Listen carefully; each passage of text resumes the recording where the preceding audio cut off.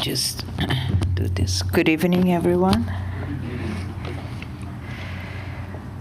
So, we're going to talk about mediumship and animism today. And to begin with, I would like to ask you guys a question.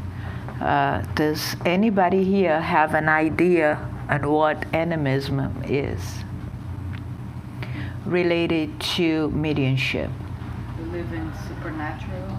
Living supernatural? What do you mean? Living into the supernatural. Okay. Anybody else has any idea of the word animism means? Rafa? Bring our own knowledge and belief in the practice of mediumship. Okay, all right. Does anybody else have any idea? Manny, do you have any idea what animism is? No? Okay. You guys don't? Okay. Good. It's good to know what we have to explain. I will tell you how incredible this is and how we actually need to understand what animism is in order for us to actually understand real mediumship. Okay? So mediumship is the communication that we have through the spiritual world. So the medium is kind of like a tool that it can actually tune into a spiritual being and then bring the message. That's what mediumship is. And we all know what that is. In the process of mediumship, animism plays a huge role, huge role. And what animism is, and I brought it here, a description, is the medium soul itself acting, okay? Therefore, it's not a medium phenomenon, it's an animism phenomenon. Animism comes from the word anima, which means soul. Okay, so if I have an out-of-body experience, okay, and if I'm here and then all of a sudden I will see what's happening on the other room, is this a mediumship or animism phenomenon? Animism, okay? It's an animism. It's what animism is, and this word was actually created here on around the 1800s and 1845. An author named Joseph, I forgot his last name, spoke about animism for the first time, trying to explaining what spiritualism is, which is the communication with the dead. So what happened is the word animism was created to try to explain that every soul has the capability to have, for an example, an out-of-body experience. So it has nothing to do with the actual mediumship phenomenon. So the animism came against mediumship. That's funny, right? So they came in, the word I'm talking about, animism, came in trying to explain what mediumship was. So they say, no, it has nothing to do with the actual mediumship, with the communication of the spirits. What it is the capability that the soul has to project itself, to have an out-of-body experience. That's how the whole thing started. But how do we see animism in Spiritism? And we actually, you can see this word in André Luiz's books. Most of them talk about animism because you cannot explain mediumship without animism. So two types of things. First of all, if you have a phenomenon that it's from the spirit, okay, and you don't have any contact with another being, we call this animism, okay? And if you have a contact with another being, we call it mediumship. That's the first thing we have to get it. You guys get it? Manny? You get it? Okay, go ahead, ask questions because it's an important subject. Why, you didn't get it?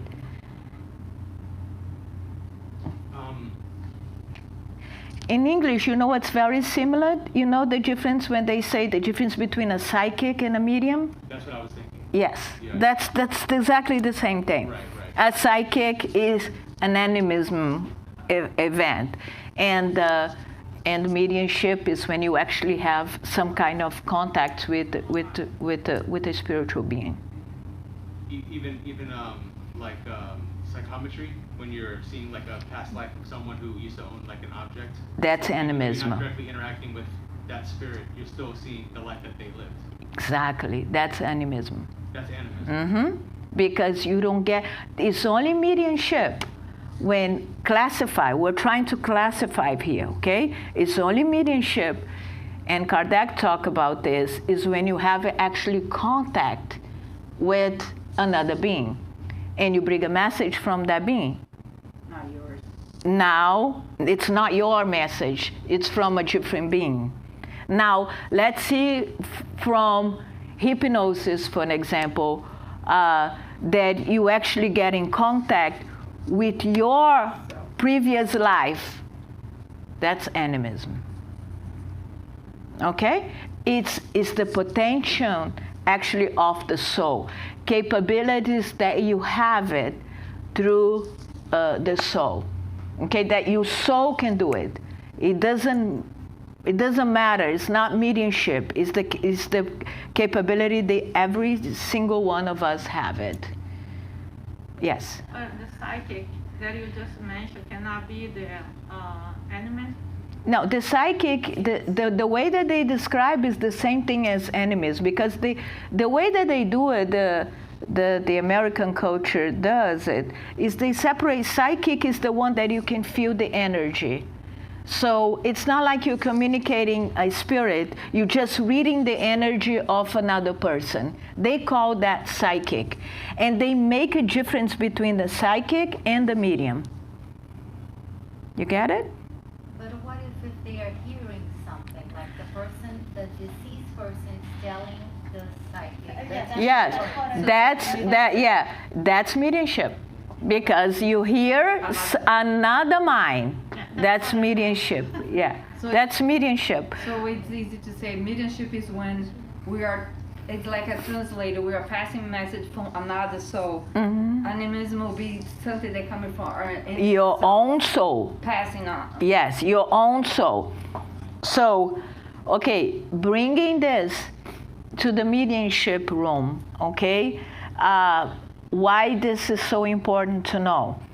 Because when it comes to a mediumship room, an actual medium can sit down and try to connect with another spirit, but instead of connecting to another spirit, they connected to themselves. So they start saying, oh, I feel sad. I feel like I'm guilty. I feel like something's going on. To the eyes of the person that is actually watching, they might think, oh, this is a mediumship communication. And it may not be. It may be an animism phenomenon. It's the own medium bringing their own experience from this life or from previous lives, and they're talking about that. So the medium is not in contact with another soul, they're in contact with themselves. You guys see it? Get it? A little bit tricky that, but it happens all the time. It happens all the time. Okay, especially with a new medium, especially with somebody that, it's the beginning of the mediumship capabilities. Okay? So when you see someone crying, for an example, and feeling something that I don't think it's me. I don't know. I feel like I'm stuck. I feel like, and another person, oh, you might be, being in tune with another spirit or not. It might be from your own soul, the pain from your own soul. Okay? So, what we have to get it is that it's a completely different from mystification. We cannot get confused with that. Okay? Why? Because the person doesn't do it on purpose. It's not a lie. Mystification is when I know that I'm not connecting with a spirit and I wanted to fake it. That's mystification. It has nothing to do with animism. Okay? You know what you're doing. When you're communicating a spirit that you know it's not a spirit, you know that you're doing this, it's fake, and you know it's fake. Okay? A false information given by other spirit, animism, is the medium's soul itself acting. How are we doing over here? We good? Yes? You guys get it? You get it? Okay. All right. Good. That's important. Why this happens? Why animism happens? Okay? It is a very natural phenomenon, okay? Because we have capabilities in us, and also we have pain in us that it actually, it needs to be worked out, okay? And usually what happens is, our mind being stuck in certain thought can be a reason in the future for animism. Okay? So if you don't have actually an open mind, and if you think about things, the same things all over again, which most of the people do, okay? If you're not open to possibilities, if you're not open to any ideas, chances are that when you're going to develop your mediumship, it's going to be 90% animism, 10% mediumship. That's why meditation is so important. Because in order for you to tune in with a different minds, okay, you have to settle down yours first. You have to clear it. You have to clear. Yeah, I was going to say, not open mind, you have to have a clear mind. Clear mind to be able to connect to a different mind. So if you don't clear your mind, everything is, a noise. And what you do is you get your own ideas. Because you never create a space for you to actually connect it with a different idea. Okay? And it happens and happens and happens and happens and happens. And that's why most people don't believe in mediumship anymore, because they don't understand the process. They don't understand how a communication it's done. The way that this works, what the medium is trying to interpret, it's an idea. People think that when you get a communication from a different being, from a spiritual being, you're going to say hi, and the medium is going to repeat, hi, my name is, and the person will say, my name is. It doesn't happen like this. What happens is an idea that you receive the idea, and then you as a medium have to put that idea in verbalization. And you have to create words. What words? The words that you are used to it. So if you have a poor vocabulary, for an example, no matter how enlightened the spirit is, they're going to have to use whatever it is that the words that you are used to it. Okay? So what happened is you get it.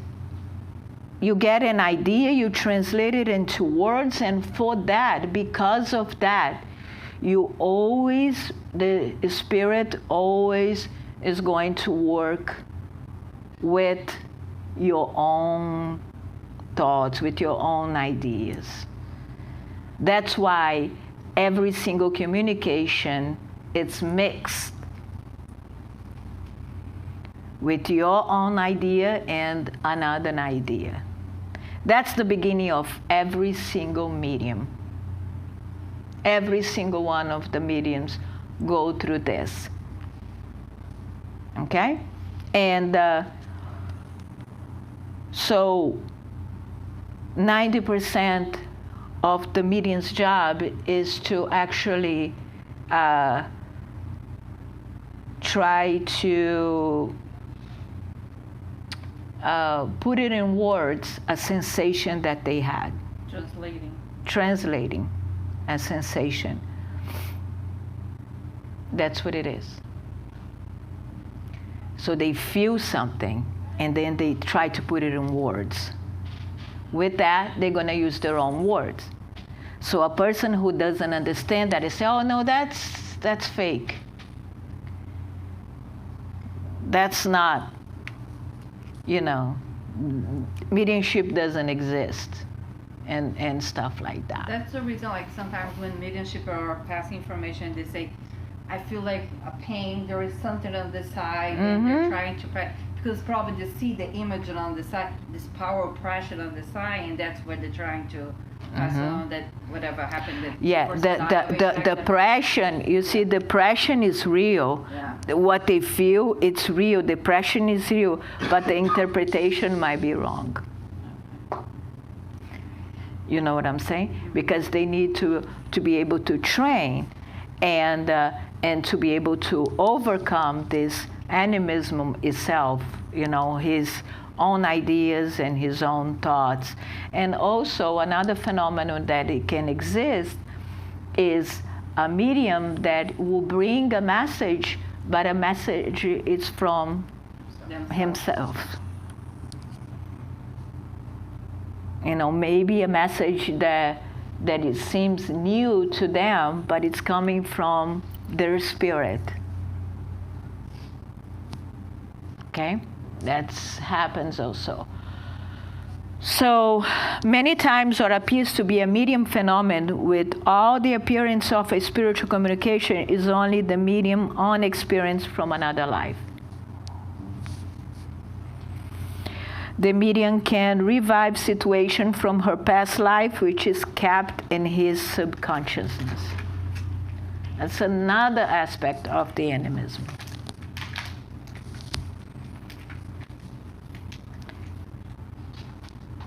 And then a very valid question that André Luiz asked is this one here that says, could we state that animism is an unconscious mystification? That's a fair question, right? Can we say that, it's an unconscious mystification? And then what it said, that many people committed to the Spiritism are using the possibility of animism as an obstacle with no real reason. This is making them lose great opportunity to be useful.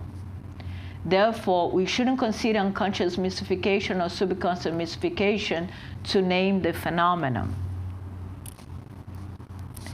Okay, so a lot of people, when they have to deal with animism, which is a natural phenomenon, something that we need to go through it, they said, "Oh no, I'm not gonna deal with this." Okay, and it's a problem. So you say mystification is more like when the person is conscious that they're creating their own ideas. In the case of animism, is they don't know because it's coming with them, so that's yeah. I see mediums and mediumship meetings that will come in with all different dramas, like what happened to the spirit, and a lot of crying, and a lot of desperation, and it's coming from himself. And the good thing is that the actual person that talks to the spirit, he cannot say to the medium, listen, You're talking about yourself. this is you, because that will bring the phenomenon, and they have to take care of it. If they bring in this suffering, doesn't matter where it comes from, it's something that it has to be worked on. Yes. How do you know which one you are? Only experience will tell you. Learning how to clear your mind, okay? Learning the best way for you to know when it comes to high spirits, for an example, is when you bring a message that you never ever thought in your whole life about that. It's something completely new to you. It's something that can say, oh man, that makes sense. Okay? This is one of the ways that you can actually tell that it's not an animism phenomenon. Yes? So knowing ourselves will help. See a little bit of that. It will. But we have to understand that we are young souls. Okay? And as here, we came to this planet Earth because in the scale of evolution, we're still little kids. Okay? And those things are things that we're still developing. So it's going to be some confusion at the beginning. There is no either way that is said, okay, if I tell you to do this, then will be the spirits, and if not, it's an animism process. What we need to understand is that it doesn't matter. As long as you're using, your capability as a soul to develop this, it's enough. That's why he keeps saying this. A lot of people put an obstacle and lose great opportunity to be useful. If you're not useful for the spirits, you're being useful to yourself. Get it? Get the idea? Okay. So, and then Andrea Luiz asked the next question. What should the director of mediums meeting do if animism is present in his group? Yeah, sure. So the mediumship groups is classes and groups that we have that exercise mediumship. So what we do is we have a group of people that get together, and then they try to communicate with the spirits. So they might actually channel spirits that are suffering, or they might channel a high spirit.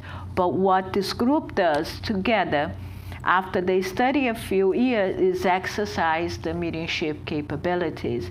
And it's like you open up your channel to receive messages. Can you explain the purpose, please? Yes, and the purpose is for us, of course, we need to actually experience what it is to be immortal, okay? And the contact with this being is very helpful, and it's also good for our planet and for our evolution. Just for you guys to have an idea, how many people do you think that pass to the other side and have no idea that they are dead? Who watched the movie Sixth Sense? Right? And this is... Inception? Yeah, It happens all the time. So those mediumships meetings are not only for us, but it's also good for the spirits. So there is a lot of people that after they pass, because their vibration and their spiritual body, it's so heavy, it's so close to our body that they see us, but they don't see the actual higher spirits. So believe it or not, yes, it's dense, it's very dense. So believe it or not, it's easier for them to communicate with us than to communicate with the higher spirits. So we're kind of, it's like a helping hands, those kind of meetings. To them, to the higher spirits. Say that again? Make the connection to them, the higher spirits. Yes. Uh-huh. We just say last week that 99.9% of the people that cross from here automatically goes to your mediumship, because not mostly because they don't know they're there, but they always need help somewhere. Yeah, So- it's kind of, yeah, it's a very interested meetings, and it does help. Is that good? You guys okay? All right. So let's go. So what should the director of the meetings do if animism is present in his group? So now you guys understand how the group is. And in the animism phenomenon, the medium express himself or herself as a spirit was really communicating. Therefore, the medium should be treated with the same attention that the spirits are treated in a medium's meeting. Okay? So the person who's actually the director of the meeting, it doesn't matter to them if it's actually a spirit that is communicating or the medium itself. And usually what happens is, after the medium works with all this, a few meetings that they work with their own issues, lots of times they make room for the other minds. That it also happens, okay? So if we don't expect this, and the biggest problem with animism is actually the medium, because the medium cannot differentiate what comes from them that comes from the spirits. So they have a really hard time to guess it, and they guess themselves more than anything. So they go to the meeting, and then everything seems so real over there, and they communicate with the spirit, and they start crying and a lot of things, and then right after they leave the meeting, they start, oh my God, what happened there? No, that was all in my head. That was me. That was not the spirit. And all these doubts comes in, and if they don't know how normal that is, they end up leaving the work. And then they end up saying, I'm not going to work with this mediumship anymore. It's all my head and all this. So one of the things that helps a medium is validation. It's one of the things that they started to actually see, I didn't know that, and that came to me. So they start to getting all this confirmation. So let's see, for an example, that one of your guys' name, it's on a mediumship, because that's what we do. Sometimes we work with names. People that said, can we add Manny Pereira on your prayers on the mediumship? And then all of a sudden, we read Manny's name, and then his life comes to the medium. Everything that he's going through, all the pain, stuff that's been going on the family, that the medium had no idea that this was going on. A lot of the things comes in. And then at the end, Manny's not there. We go then and we talk. The director of the meeting comes in, hey Manny, by any chance, this is what we saw, this is what we felt, this is what he thinks needs to be done. If that makes sense to you. Okay, and 99% out of the time it does make sense. When the medium is trained to do it, they somehow figure it out, what's coming from them and what's not coming from them. And then day after day, they become more certain of their mediumship. But it's an exercise. Now, even a medium that it's been doing this for years, can they make mistake? Yes, they can. Absolutely. Okay? Because like I said, you have a vision, you see something, and you try to interpret that. It's not an easy thing to do. Okay? So he makes mistake. Yeah? See? Okay. All right. So, and then every mediumship phenomenon will have some level of animism. Doesn't matter where it comes from.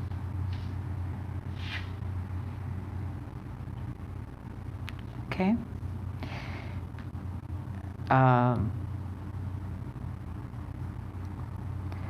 Chico Xavier says in one of his books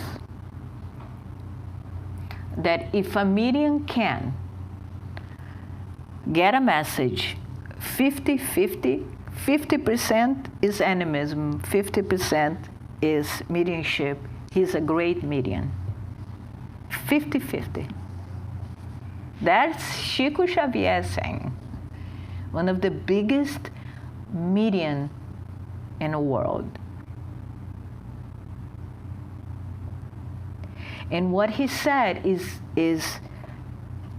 the training for mediumship should be like this. When you started, it's 90% animism, 10% mediumship, and then you go 20-80, then you go 70-30, then you go 50-50 until you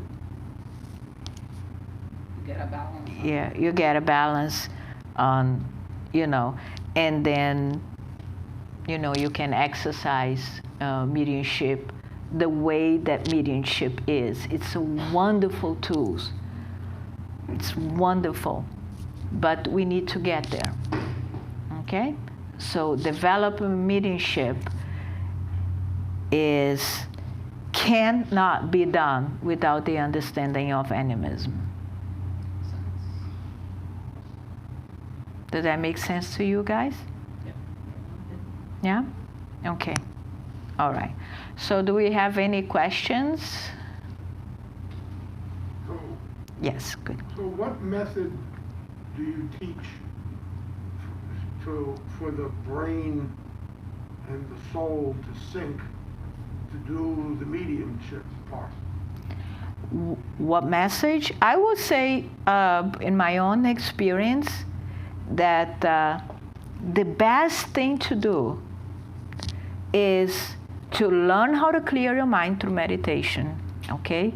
But besides that, is for you to have a sincere will to develop that.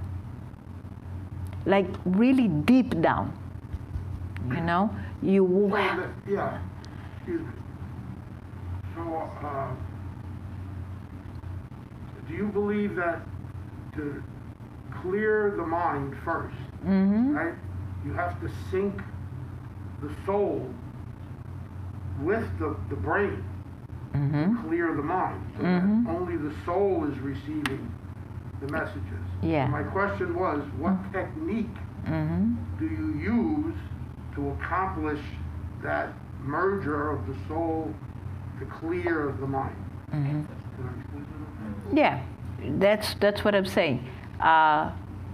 Meditation plays a huge role in that because right Any before. type of meditation? Yes, what happened was we, right before the mediumship meetings, we encourage every single medium to meditate, and then we do at least 25 to 30 minutes, 20 to 30 minutes of meditation. And what we do is a guided meditation for this. So after you do your breathing, after you do your relaxing, you will sink in and you will experience and be in contact more with your soul than your body. So we do all kinds of exercises to get the person into that. Have you ever heard of the Mind Heart Institute? Yeah. Oh yeah, biggest fan ever. Me too. I just joined it. Yes, That's why I was Cynthia is a member too, so we're yes. So love it. Yonara, It's great tools. I'm sorry. Mhm. Yeah. So what about those cases that, Since it's something natural, Mhm. that we will need to use our abilities, somehow that will be influencing the message, even if the case is that the medium is in a deep trance or is those mediums that we call unconscious channeling. Mhm. They are also influencing with their own words and Yep. attitudes. Mhm. They are, because even if the medium is unconsciousness, which is a rare condition for mediumship, not even Chico Xavier was unconsciousness, but it does happen. You see some unconscious mediums. They still, in order for you to send the message, to say the message, they have to use the material, the words, and the way that the message, the spirit. So you always have it, okay? Because it's just like when you are interpreting a dream, you know? A lot of the unconsciousness pictures that you see, you have to make sense of that. And think about it. If I tell you a story and then I say, Cynthia, this happens to me, and I'm going to tell you exactly what happened. If you tell the story to Luigi, you're going to put it on your own words. Okay? So it doesn't matter what I said. You're going to put it in your own words. Mediumship is kind of the same thing. You get the idea, and you're going to put it in on your own world, you know. unless you're doing the discovery, right? Unless you're doing direct psychography, which is mechanic, but even though they're still using the brain material to go, it's very rare for you to see a direct. Direct writing, unfiltered. Yeah. That's rare. Yeah. The filter is going to be you, or you're going to filter out the message. Yes. You're going to filter the message. Yeah. Correct, right? Yeah. If you see direct writing is different. The medium stays on the mediums, and then all of a sudden a paper is written and we don't know how. That is the last animism that you can ever get. But unless the communication is going through this, all of us are going to have to deal with animism in a very compassionate way, and like understanding the phenomenon and actually welcoming animism. We don't want to see animism as our enemy. So also when they do the psychography and they're handwriting exactly like the spirits of the past, so that's If it goes through your, no, direct writing is a different thing. Direct writing is if you have a By piece of paper themselves. here and the paper kind of write themselves. But when you do That's direct up. psychography with the same handwriting, that doesn't have an animism one, because I would say that's more. Yeah.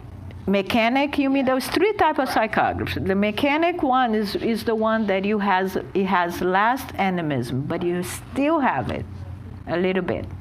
But it's the last, it's the one that it's also a rare mediumship, by the way. Not everybody has it.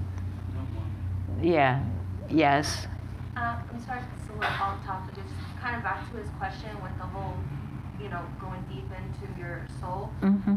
If you're meditating and it passes a certain time and you don't know and you fall asleep and you're daydreaming, what is the difference? With mediumship? No, with meditating, and then when you are trying to meditate, but you fall asleep, so you're dreaming. Mm-hmm. So how do you kind of like know which one you're at?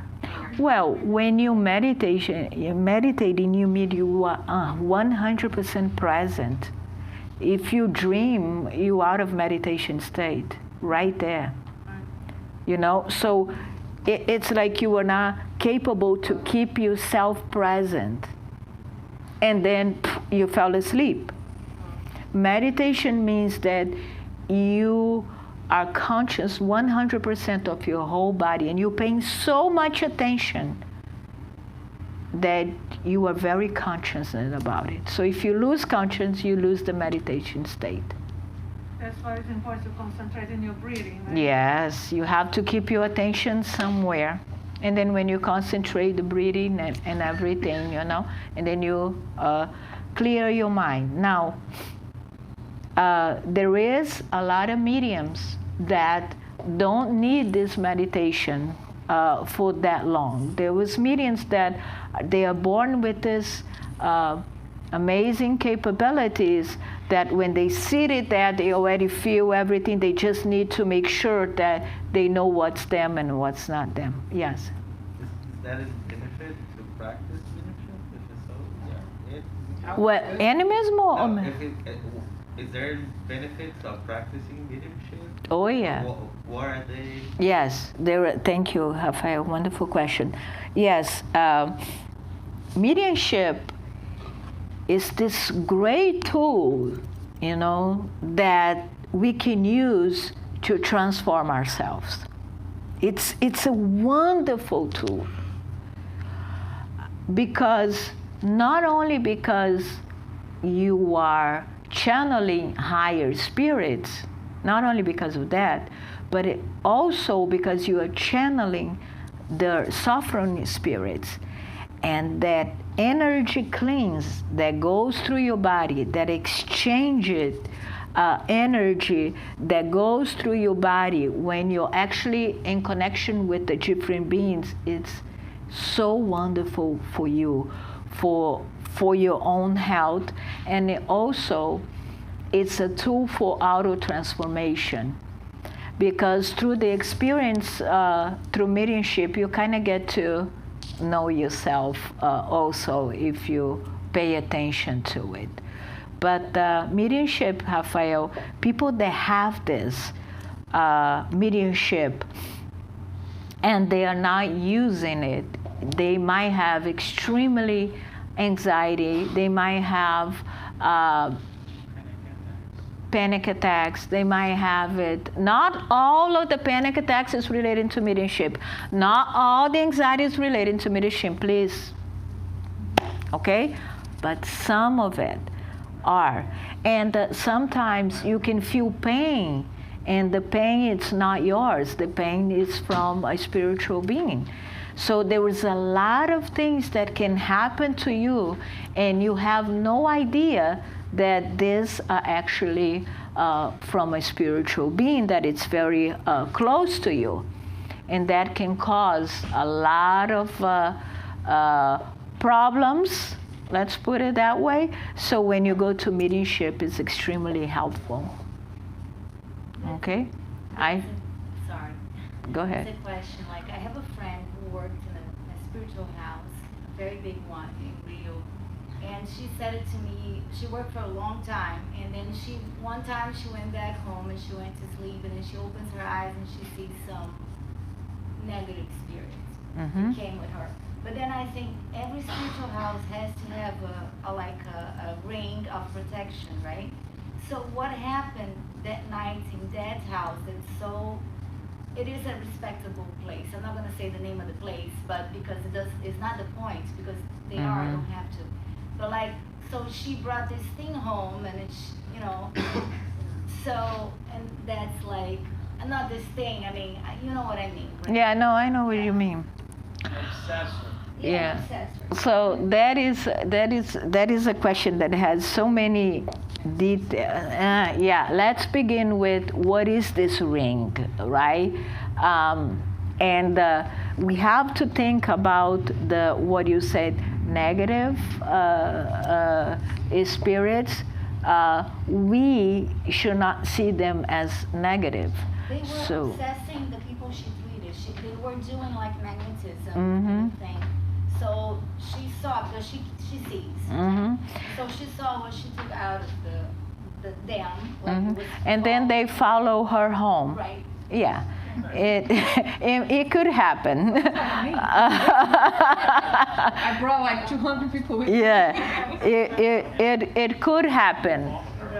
But the problem, the things that you have to realize is it's not actually from the center itself.